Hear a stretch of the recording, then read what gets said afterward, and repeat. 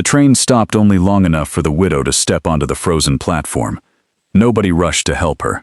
Nobody asked why she carried an old leather map instead of another travel bag. Every eye followed the folded paper in her hands because the man who had drawn it was already buried beneath frozen ground. If that map was nothing more than the final dream of a dying husband, she had just led 2 children into the worst winter anyone could remember. But if he had been telling the truth, somewhere beyond the western cliffs waited the only place that could keep them alive. Before this story unfolds, tell me where you're watching from. Stories like this have brought together people from every corner of the world, and it is always wonderful to see this growing community. The cold had settled over the Wyoming frontier weeks earlier than anyone expected. Each sunrise looked dull, as though the sky itself had frozen. Smoke drifted low across the settlement instead of climbing upward. The horses in their pens stood with their backs toward the northwest. Old ranchers noticed. Most others did not. Emma Callahan pulled her coat tighter as she crossed the muddy street toward the freight office. Her boots were worn smooth. Her gloves had been patched so many times that little of the original leather remained. Behind her walked 12-year-old Noah, dragging a small wooden sled loaded with blankets and tools. 8-year-old Lily hugged a cloth doll beneath her coat, trying to keep its stitched face dry from the wind. Inside the freight office, warmth came from a small stove that barely reached the corners of the room. Shelves overflowed with flour sacks, lantern glass, nails, and coils of rope. Behind the counter stood Walter Briggs, the freight manager. He barely looked up. Emma unfolded the leather map with careful hands. "My husband left this before he died," she said quietly. "I need a wagon, 2 horses, just 3 days." Walter glanced at the faded markings. Then he laughed. Not loudly, not cruelly. Simply the short laugh of a man who had already decided she was wrong. "A dying man can imagine many things," he answered. "I can't spare good horses chasing ghost stories." He pushed the map back across the counter without reading another line. Emma stared at the paper for a long moment. The edges had grown soft from being opened again and again. Her husband, Caleb, had guarded it for years. Only during his final hours had he placed it into her hands. She folded it slowly. Not because she agreed with Walter, because arguing would not change his answer. Near the window stood Walter's wife, Martha. She had been sorting lamp oil bottles. Quietly, she watched Emma leave. Their eyes met for only a second. No words passed between them. Sometimes silence carried more weight than conversation. Outside, the wind pushed loose snow across the empty street. Emma remembered another room. Another winter evening. Only 2 weeks earlier, Caleb lay beneath heavy quilts inside their cabin. A falling pine had crushed his ribs while he repaired the barn roof before the first storms. His breathing had become shallow. Each word cost him strength. Noah sat nearby, carving a wooden handle for a broken shovel, because keeping his hands busy stopped them from shaking. Little Lily slept beside the fire, wrapped inside her father's old coat. Caleb reached beneath his blanket. He placed 3 things into Emma's hands: the folded leather map, a smooth iron plate shaped with one strange beveled edge, and a single sentence: "Reach Hollow Cliff before the white storms arrive." Emma leaned closer. "What is waiting there?" Caleb tried to answer. His eyes searched hers. "I wanted to show you myself." His hand rested briefly against the iron plate. Then it slipped away forever. The cabin had felt strangely quiet after the funeral. Emma still cooked 4 pieces of cornbread before remembering only 3 people remained at the table. Caleb's boots still rested beside the door. His coffee cup still hung from the same wooden peg. Nothing inside the house seemed willing to accept he would never return. A sharp gust pulled Emma back to the present. She tightened her grip on the map and continued walking. Across the road, old rancher Samuel Pierce stood watching the hills instead of the people. He noticed tiny streams of snow blowing from the western ridge. He noticed ravens leaving the high cliffs earlier than usual. He noticed frost clinging beneath sagebrush instead of above it. "The storm's coming sooner," he muttered to the town preacher. The preacher tapped his weather book. "It'll pass north. Samuel said nothing more. Nature often spoke quietly before anyone believed her. Emma stopped beside the blacksmith shop. Hammer blows echoed through the cold air. Inside, blacksmith Ethan Rowe looked up from a glowing horseshoe. Emma asked for an old pry bar, some worn chain, anything he no longer needed. She promised to repair clothes, clean barns, whatever work spring might bring. Ethan wiped sweat from his forehead. "You should leave this valley. Take the children east. Sell what's left." He spoke gently, not unkindly. He believed he was saving her. Noah heard every word. His shoulders straightened. His hands closed tighter around the sled rope. He did not answer. He simply followed his mother home. As they reached the edge of town, hurried footsteps came behind them. Martha caught up, carrying a tiny cloth pouch. She pressed it into Lily's hands. For the first fire, inside rested several pieces of dry char cloth, enough to catch a spark when nothing else would. Emma smiled softly. It was not much, but sometimes the smallest gifts stayed with people the longest. That evening, the family spread Caleb's map across the kitchen table. A winding creek, a narrow canyon, 3 tall pines, one strange circle carved beside a cliff wall. Near the edge of the drawing, Lily pointed toward 3 tiny handprints pressed into the faded leather. "I didn't see these before." Neither had Emma. She counted their remaining food. Less than 2 weeks of flour, a handful of dried beans, 1 milk cow, 2 chickens, very little hay. No matter how hard she tried, the numbers refused to change. Noah looked toward the window. "We can stay. We'll fix the roof." Emma turned toward him. "What will you feed the animals after the hay is gone?" He looked down at the floor. No answer came. She folded the map. Tomorrow they would leave everything familiar behind. Whether Hollow Cliff held hope or another disappointment, standing still was no longer a choice. Outside, far beyond the western hills, a ribbon of white snow lifted into the sky. The storm had already begun moving toward them. The first light of morning never reached the valley. Gray clouds had swallowed the sun before dawn, leaving only a dull glow behind the mountains. Emma fastened the last rawhide strap across the small sled while Noah checked every knot twice. Nothing extra came with them. Every pound had to earn its place. The cast iron skillet stayed behind. The rocking chair Caleb had built stayed behind. Even the family Bible remained wrapped inside a dry box beneath the cabin floor. Some things were too heavy to carry. Some memories had to wait. Lily tucked the iron plate safely inside a small cloth pocket sewn beneath her coat.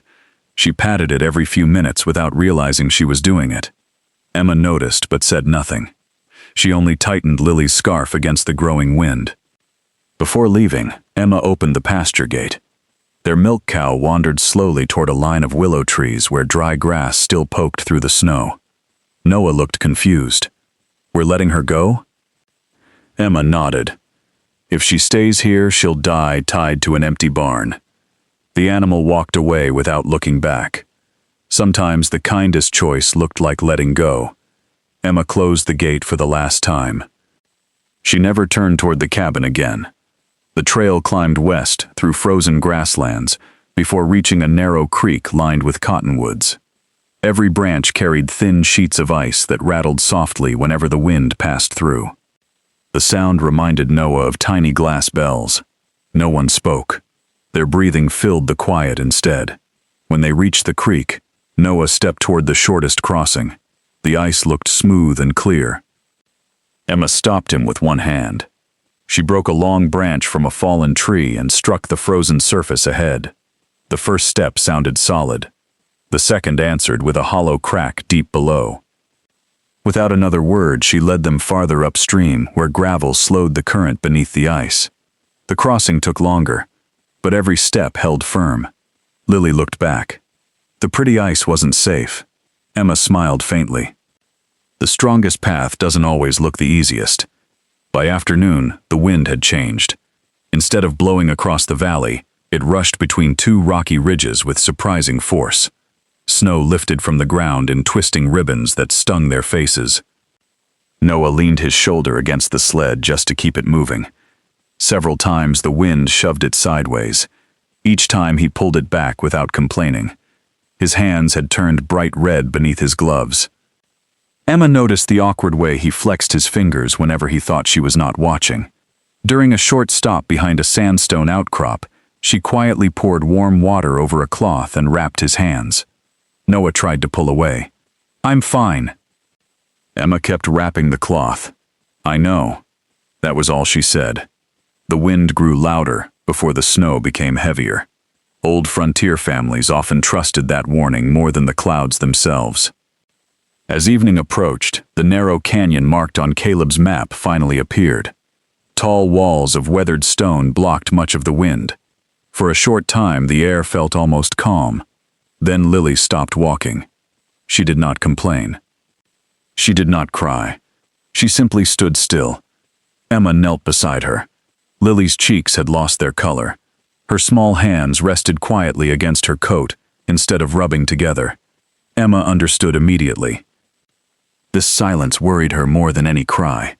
Working quickly, she stretched a canvas sheet between two boulders close to the ground. Noah gathered dry sage stems hidden beneath the rocks. Emma opened Martha's little pouch. One spark. That was all they needed. The char cloth caught it at once. A thin flame appeared. Slowly it spread through the dry grass and small twigs. Soon a careful fire warmed the space beneath the canvas. Emma removed Lily's damp outer clothes. She wrapped her in the buffalo robe and held a warm cup of broth against her hands. Noah watched quietly. "I thought warmer was always better." Emma shook her head. "Too much heat too fast can do harm." The broth steamed gently. Lily took slow sips. Color gradually returned to her face. "If you've stayed with this family this far, you're already part of their journey. The hardest miles are still ahead, and every step they take carries them closer to something Caleb trusted with his final breath." Night settled over the canyon. The stars disappeared behind thick clouds. Snow drifted silently across the entrance. Noah stared into the darkness.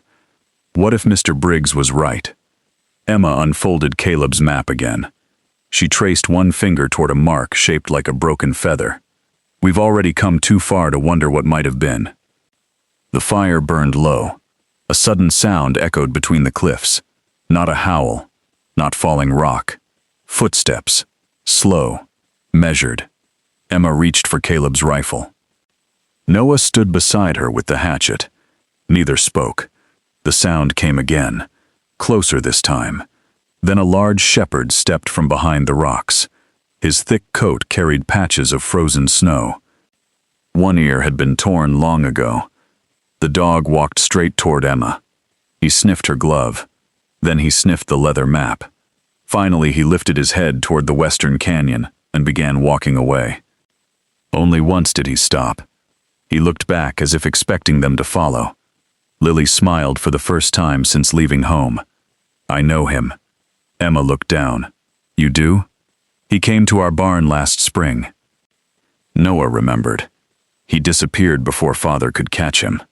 The dog had returned. Not by accident. As the family packed the last of their supplies, Emma noticed something strange.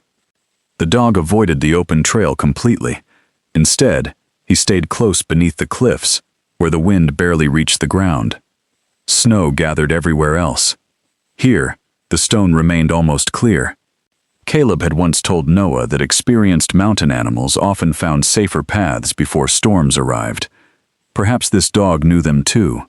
Perhaps Caleb had known it. The thought stayed with Emma as they followed. The canyon narrowed until towering walls rose on both sides. The air became colder. The silence became deeper. Ahead, the dog suddenly froze beside a massive cliff, streaked with a long white line of stone, running through the rock like the spine of a fish. Emma's heartbeat slowed. She looked from the cliff to the faded symbol on Caleb's map. They were standing exactly where he had wanted them to be, but there was no cave, no opening. Only solid stone stretching as far as they could see. Emma stepped closer until her gloved hand rested against the cold stone. Nothing. No crack. No doorway. No sign that anyone had ever entered this cliff. The wind pushed harder across the ridge, carrying sharp crystals that hissed over the rocks. Behind her, Noah searched the base of the wall. He brushed snow away with his boot. Loose stones, old moss. Nothing more. Lily looked from the map to the cliff. Did Father make a mistake? Emma did not answer. She unfolded the leather map once more. Every line had been drawn by Caleb's own hand. The white streak running across the cliff matched perfectly. The distance from the creek matched. Even the broken pines standing below the ridge still leaned exactly where Caleb had marked it. The map was right. Something else was missing. The shepherd wandered quietly along the rock face. His nose stayed low. Every few steps he stopped to sniff the ground before moving again. Then he disappeared behind a narrow shelf hidden beneath an overhanging ledge. Noah followed. "Mother." His voice stayed calm. "I found something." Emma climbed carefully onto the shelf. Snow covered most of the stone, but one small section remained strangely clean. The wind never touched it. Kneeling down, she brushed away loose dirt. Beneath it rested several shallow grooves cut into the rock years ago. Not natural, made by careful hands. Lily reached inside her coat and removed the iron plate. "It looks like this." Emma stared at the beveled edge. For the first time, the strange shape finally made sense. She pressed the plate gently into the groove. It slid halfway before stopping. No movement followed. No hidden door, only silence. Noah leaned against the cliff in frustration. The stone beneath his shoulders shifted ever so slightly. All three froze. Emma pushed again. Nothing. Then she remembered Caleb's final words. Reach hollow cliff. Not open it. Not find the cave. Only reach it. Perhaps he believed they would understand the rest. The shepherd barked once. A short sound. Then he scratched at the ground near a cluster of flat stones. Noah pulled them aside. Hidden beneath lay an old hemp rope, stiff with age, but still protected from the weather. Emma lifted it carefully. The other end disappeared into a narrow gap beside the cliff. Lily pointed upward. "There's another hole." Barely visible above her head rested a small loop made from weathered rawhide. It would have escaped anyone taller. Emma looked at both children, then at the iron plate. 3 separate pieces. 3 people. A memory surfaced. Caleb lying on the bed, his hand resting on the iron plate. His final whisper, "Take both children." He had not simply wanted them beside her. He had needed them. Emma slid the iron plate firmly into the groove. Noah gripped the hidden rope.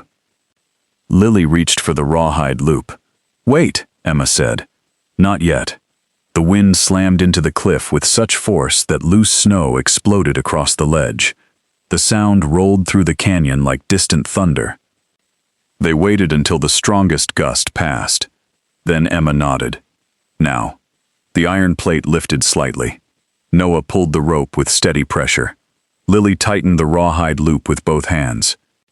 For one long second, nothing happened. Then deep inside the cliff came a low grinding sound. Stone rubbed against stone. Dust drifted from a narrow crack. The entire wall trembled. Slowly, a massive slab moved inward, only a few inches, enough for freezing air to spill from the darkness beyond. Noah pulled harder. The opening widened. The shepherd slipped inside first without hesitation. Emma lifted Lily through the gap. Noah passed the blankets, tools, and food. Emma entered last. She found another rope hanging just inside. With all her strength, she pulled.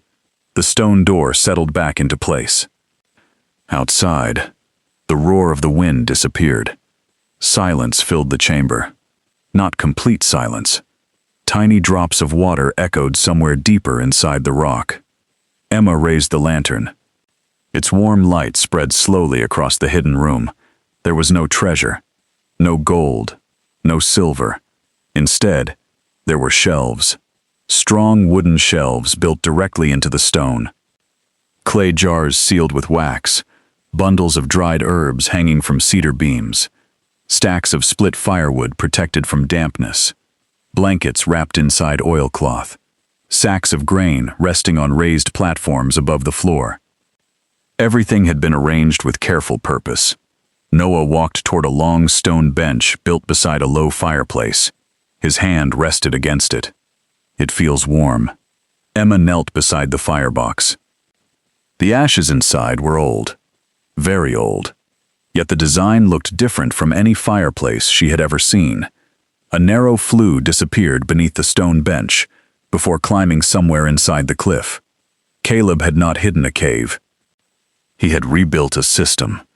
Lily wandered farther into the chamber. On a small wooden table rested an old notebook wrapped inside waxed cloth. Emma opened it carefully. Every page carried Caleb's handwriting. Not stories. Not memories. Measurements. Repairs. Drawings. Notes explaining how to keep smoke moving through the stone. How to protect food from dampness. How to collect clean water after melting snow. One sentence stopped Emma completely. If this book is in your hands, I was too late to bring you here myself. Keep adding to these pages. Do not let the work end with me. Emma closed the notebook slowly. Her fingers rested on the worn cover for a long moment. No tears came. She simply looked around the chamber. Every shelf, every beam, every carefully shaped stone. Caleb had spent years preparing a future he prayed his family would never need. Outside, the storm struck the mountains with growing force. Snow buried the trail they had followed only an hour earlier. Inside the hidden shelter, Noah began checking every supply. Lily spread blankets beside the warm stone bench. Emma inspected the fireplace before lighting anything. The notebook warned of one final step. Always check the upper vent before starting the first fire. She lifted the lantern toward the ceiling. Far above, something blocked the narrow smoke passage, and without clearing it, the first fire could fill the entire shelter with deadly smoke. Emma did not touch the fireplace. The notebook rested open in her hands. Its last warning was short. Check the vent first. Noah lifted the lantern higher. The narrow flue disappeared into the rock before bending sharply out of sight. Nothing looked wrong. Still, Caleb had written the warning for a reason. Emma tied one end of a rope around her waist. Noah held the other end while she climbed onto the stone bench. The opening was barely wide enough for her arm. She reached inside. Loose dust. Cold stone. Then her fingers touched something solid. A flat piece of shale had slipped into the bend, almost sealing the passage. She worked carefully with a small iron rod until the stone broke free. It slid down the flue and landed beside the fireplace. Only then did she prepare the fire. A handful of dry twigs, tiny chips of cedar, one piece of Martha's char cloth that had survived the journey. The first spark caught immediately. Thin smoke drifted upward. Emma watched every inch of the chimney. The smoke disappeared smoothly through the vent. No gray cloud rolled back into the shelter. Only then did she add larger pieces of wood. Within an hour, the long stone bench slowly gathered warmth. Lily curled beneath the blankets with Bracken resting beside her. For the first time since leaving home, the child slept without shivering. Outside, the blizzard arrived. Wind struck the western cliff so hard that the stone door trembled deep inside its frame. Snow piled higher with every passing hour. The world beyond the entrance disappeared beneath white darkness. Inside the shelter, work never stopped. Emma divided every sack of grain. Noah counted each bundle of firewood. Lily arranged dried vegetables into small baskets, exactly as Caleb had drawn inside the notebook. Nobody wasted movement. Every task mattered. Late the next morning, Noah discovered another narrow passage behind the storage shelves. It led downward through rough stone steps. At the bottom waited a spring-fed pool protected inside smooth rock. Clear water dripped steadily from the ceiling into the basin below. Beside it, Caleb had carved another message. Boil the first water after every thaw. Clean water can still hide danger. Emma smiled softly. Even now, he was still teaching them. For 7 straight days, the storm refused to weaken. Some mornings the wind screamed across the cliff. Other nights, complete stillness settled outside before another wave of snow returned. The shelter never stopped working. The warm stone bench held heat long after each fire faded. The thick rock kept the bitter cold outside. The hidden vent carried every trace of smoke safely into the sky. Each evening, Emma added fresh notes beneath Caleb's writing. How much wood they burned. How quickly the spring filled. Which clay mixture sealed a tiny crack near the doorway. The notebook no longer belonged to one person. It had become the family's guide. Far away in Cedar Ridge, life looked very different. Walter Briggs stood helpless as the roof of his freight warehouse collapsed beneath the weight of wet snow. Barrels split open. Flour sacks disappeared beneath broken beams. Families crowded inside the schoolhouse because their own cabins could no longer hold back the wind. The preacher burned furniture to keep children warm. Blacksmith Ethan Rowe tore apart an old wagon just to feed his forge. Old Samuel Pierce organized work crews from sunrise until darkness. Nobody argued anymore about whether the storm had been coming. Now everyone fought simply to outlast it. Back inside Hollow Cliff, another problem appeared. Water began dripping through one section of the ceiling. Only a few drops. Emma placed a cup beneath them. The next morning, the dripping became faster. Instead of worrying, she opened Caleb's notebook. One page carried a simple drawing of the roof. If melting snow reaches the upper seam, open the drainage channel before repairing the crack. Noah searched until he found a narrow stone plug hidden beneath loose gravel. When he pulled it free, water rushed through a small tunnel and disappeared outside the shelter. The dripping stopped within minutes. Lily laughed. It was already waiting. Emma looked toward Caleb's notebook. He planned for the mountain too. Days later, the wind slowly faded. The terrible roar outside became a whisper. Bracken lifted his head. His ears stood alert. For the first time in more than a week, he walked toward the entrance without growling. Emma did not rush. She waited another full day. Then another. Only after checking the air outside through the small vent did she decide it was safe. Together they pushed against the stone door. It moved slowly. Snow poured through the opening as sunlight flooded the chamber. The mountains looked completely different. Trees had vanished beneath towering drifts. Fence lines had disappeared. The trail they had followed no longer existed. Even the cliffs seemed buried beneath new layers of snow. Noah stood speechless. We never could have survived outside. Emma looked back once toward the hidden shelter. No, we couldn't. The family spent several days repairing their cabin before returning to town. They brought only enough dried food to trade. Everything else remained hidden inside Hollow Cliff. The shelter had protected them once. It might protect someone again. When Emma entered Cedar Ridge, people stopped working. Walter Briggs removed his hat. His face carried weeks of exhaustion. I thought we'd lost you. Emma simply nodded. So did I. He looked toward the small sacks of grain resting in Noah's sled. Then toward Lily, who smiled while carrying a basket of dried apples. Finally, he asked the question that had stayed with him throughout the storm.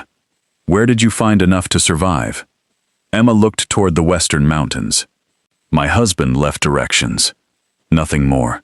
She never spoke of Hollow Cliff. Some places remained safe only because they stayed quiet.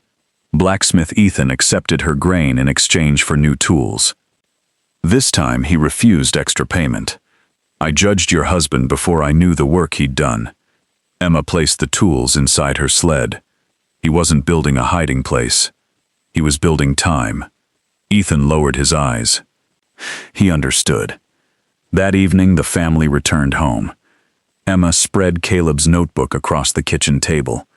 Beside it rested the leather map, the iron plate, and one blank page. She sharpened a pencil. Then she wrote the first new entry beneath Caleb's final note. Vent cleared before first fire. Drain opened after thaw. Roof seam repaired. Shelter ready for another winter. Noah watched her finish the last line. Lily placed her small hand over the notebook. Outside, Snow still covered the valley. Inside, the fire burned quietly. The map had brought them to Hollow Cliff, but the real gift Caleb left behind was never the place. It was the unfinished work that trusted his family to keep building. If this story stayed with you, please consider liking the video and subscribing for more frontier survival stories, inspired by courage, skill, and the people who refuse to give up.